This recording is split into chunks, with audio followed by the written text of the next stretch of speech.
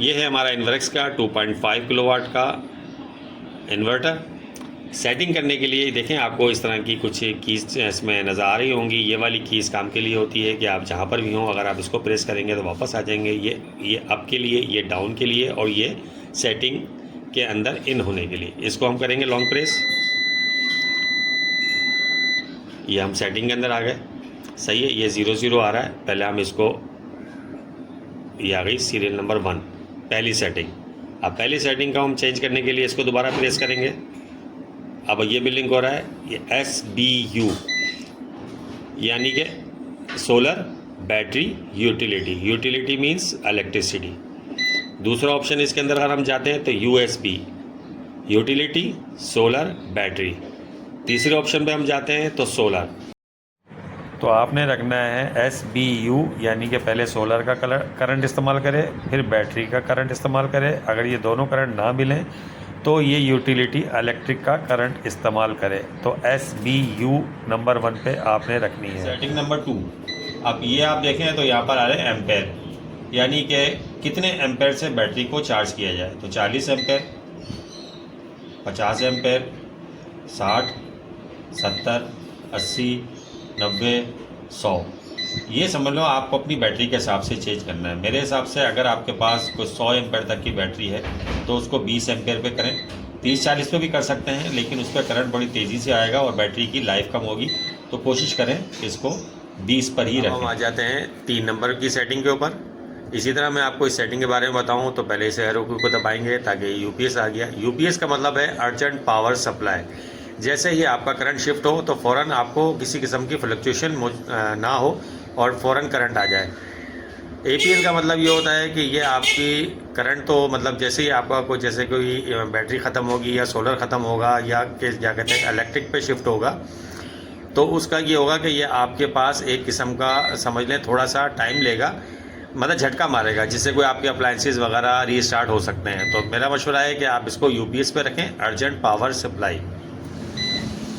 हमने देखो 3 सेटिंग, 3 के बाद 4 नहीं आती, डायरेक्ट 5 में से सबसे पहले यहाँ आने के लिए आपको वही सेम इस तरह एरो की को दबाना पड़ेगा। UAC का मतलब ये होता है कि आपकी बैटरी की सेटिंग अगर आपको खुद करना आती है तो आप इस ऑप्शन पर रखें।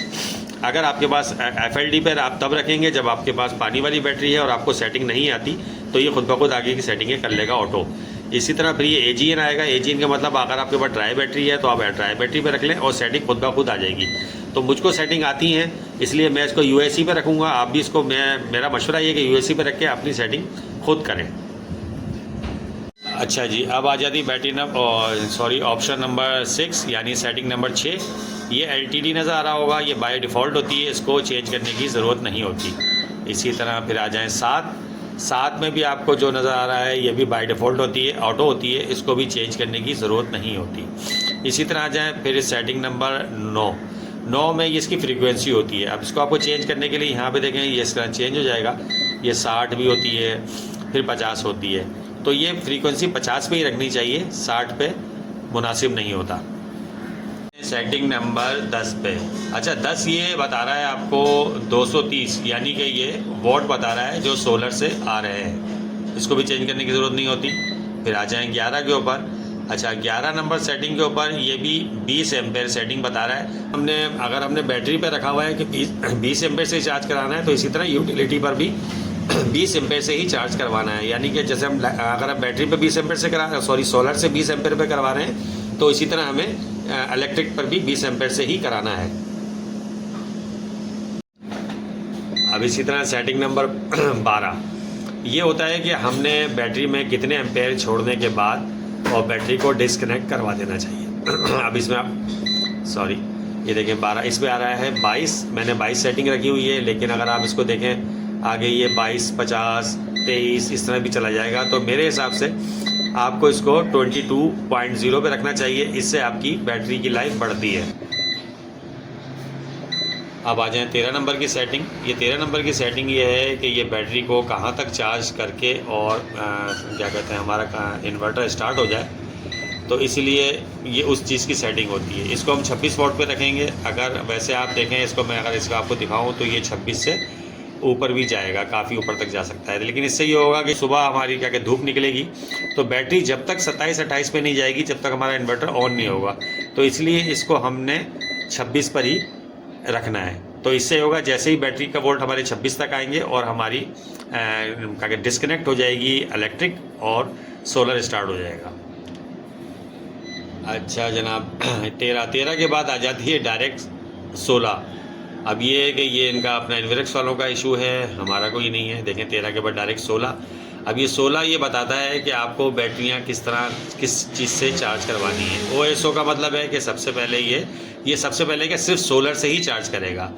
इसका मतलब है कि ये पहले जो ना बिजली को देखेगा, बिजली नहीं होगी तो फिर ये फिर सोलर से चार्ज करेगा। इसका मतलब ये है कि सिर्फ और सिर्फ ये सोलर और क्या कहते हैं यूटिलिटी, इन दोनों से चार्ज करेगा। तो हमारा कहने का मकसद है कि हमने जब बिजली बचाने के लिए इसको लगाया है तो हम इसको सिर्फ OSO पे रखेंगे यहाँ पर, ताकि ये सिर्फ और सिर्फ सोलर से ही चार्ज करे और हमारी बिजली इस्तेमाल ना हो। अच्छा 16 के बाद आ जाती है 17 नहीं आता 18 ये है कि जो इसकी जो लाइट है ये आपने ऑन रखनी है कि ऑफ़ रखनी है। तो इसको हमने ऑन ही रखनी है 18 को, BON। 19 पे देखें ये दो ऑप्शन हो गए हैं। एक ये इसी तरह का, अब ये समझ नहीं आ रहा कि क्या लिखा हुआ है, आखिर में EP है। इसको चेंज करने के लिए आप देखें तो ये आ जाएगा आगे स्केप। अब इसके ये होता है कि कभी कभी हम कोई चीज़ पे कहीं पर ऑप्शन पे जैसे LCD पे छेड़ होते हैं तो स्केप पे अगर हम रखेंगे तो ये डायरेक्ट जो है ना वहाँ से स्केप हो गए और दोबारा पहली की पोजीशन पे चले जाएगा। और आप चाहते हैं कि जहाँ पर ये हमने छोड़ा है ये वहीं पे रहे, तो फिर ये आप उसको इस तरह इस ऑप्शन पे रखें। ये कि इसकी लाइट ऑन रखनी है कि ऑफ़ रखनी है, तो LON ही रखें। अच्छा 20 नंबर के बाद डायरेक्ट आ जाता है 22। अच्छा 22 के अंदर ये A ऑफ आप इसको यहाँ पे चेंज कर लें। A ऑफ का मतलब ये होगा कि जब ये सोलर ये बीप देता है, बीप मतलब इस तरह देता है कि जब जैसे ही सोलर से ये बैटरी पर आएगा तो बीप देगा, बैटरी से सोलर पे जाएगा तो बीप देगा। वो वाली बीप अगर आपको ऑन रखनी है तो AON रखें। और मैं कहूँगा आपको ये तंग करेगा क्योंकि सुबह सुबह बार बार ये सोलर पे आता है और फिर बैटरी पे आता है तो बार बार टी आपको बीप देता रहेगा। तो इसको AOF पर यानी कि 22 नंबर की सेटिंग की बीप जो है ना वो ऑफ रखें। Setting number 23। सेटिंग नंबर 23 ये है कि ये बाईपास होता है। बाईपास इनेबल करना है कि बाईपास आपने देखिए इसमें दो ऑप्शन होते हैं, BYD bypass disable, BYE bypass enable. अब ये बाईपास इनेबल और डिसेबल इसका ये होता है कि जब मिसाल के तौर पे आपकी लाइट आ गई है और आपने कोई क्या कहते हैं हैवी अप्लायंसेस स्टार्ट कर दिया है और बैटरी में आप पे इतनी ताकत नहीं है, तो ये बाईपास जब इनेबल करेंगे तो एकदम बैटरी से हट के ये इलेक्ट्रिसिटी पे चला जाएगा। तो इसका सिर्फ ये ऑप्शन होता है। मैंने इसको रखा हुआ है बाईपास डिसेबल क्योंकि मेरे पास इलेक्ट्रिसिटी है ही नहीं, यानी कि अगर मैं कोई ज़्यादा लोड डालूंगा तो ये ऑफ हो जाएगा। जो ना इसको डिसेबल इसलिए किया हुआ है कि मेरे पास इलेक्ट्रिसिटी नहीं है। अगर आपके पास इलेक्ट्रिसिटी हो तो आपने BYE यहाँ पे रखना है। अब ये 23 के बाद आ जाता है 25। ये किसी भी किस्म का एरर होगा तो आपने इसको FEN पे ही रखना है कि अगर कोई एरर आया तो ये बीप देगा। 26 अब ये बैटरी के वोल्टेज हैं, यानी कि आपने 29.6 मैंने इसको रखा हुआ है। आप इसको चाहें तो ये बटन दबा के चेंज भी कर सकते हैं, यानी कि बैटरी को इस हद तक ये चार्ज करे और उसके बाद कट ऑफ कर दे। इससे बैटरी की लाइफ बढ़ती है। फिर आ जाए 27 नंबर, यानी कि ये वो FLU। अगर आपके पास लिक्विड वाली बैटरी है तो आपने उसको 28 वोल्ट तक आपने इसको करना है, मतलब चार्ज।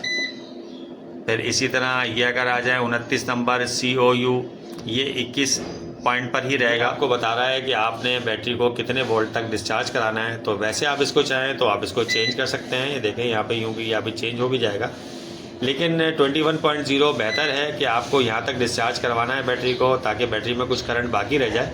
इससे बैटरी की लाइफ बढ़ती है।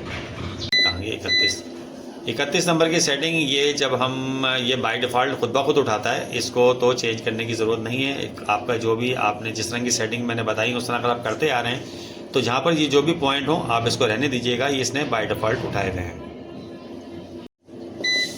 अब आ जाए 31 नंबर की सेटिंग। 31 नंबर की सेटिंग जैसे आपको बता चुका था मैं अब 33 के अंदर ये भी बाय डिफ़ॉल्ट लेता है, इसको आपको नहीं छेड़ सकते। ये आपको जो दे रहा है 60 यही सही है। इसी तरह 34 भी बाय डिफ़ॉल्ट है, ये भी 120। मतलब कुछ सेटिंगें ये होता है इसकी बाय डिफ़ॉल्ट होती हैं, जो हम पीछे से सेटिंग करते आते हैं तो उस हिसाब से ही उसको मैनेज कर लेता है। फिर आ जाएँ 35, ये 30 डेज़, ये भी बाय डिफ़ॉल्ट है, इसको भी आप रहने दें इसी तरह, इसको भी चेंज करने की ज़रूरत नहीं है। अच्छा, 36 नंबर सेटिंग ADS, ये 36 नंबर भी सेटिंग बाय डिफ़ॉल्ट ही रहेगी, इसको भी हम चेंज नहीं करेंगे। इसके बाद 40 नंबर की सेटिंग, ये भी बाय डिफ़ॉल्ट है। ये अब देखें दोबारा 01 से शुरू हो गई है। तो ये मैंने आपको तमाम सेटिंगें बता दी। इस तरह आप सेटिंग करेंगे तो इंशाअल्लाह ताला आप बैटरी का बैकअप भी ज़्यादा ले सकेंगे और बैटरी की आपकी लाइफ भी बेहतर रहेगी।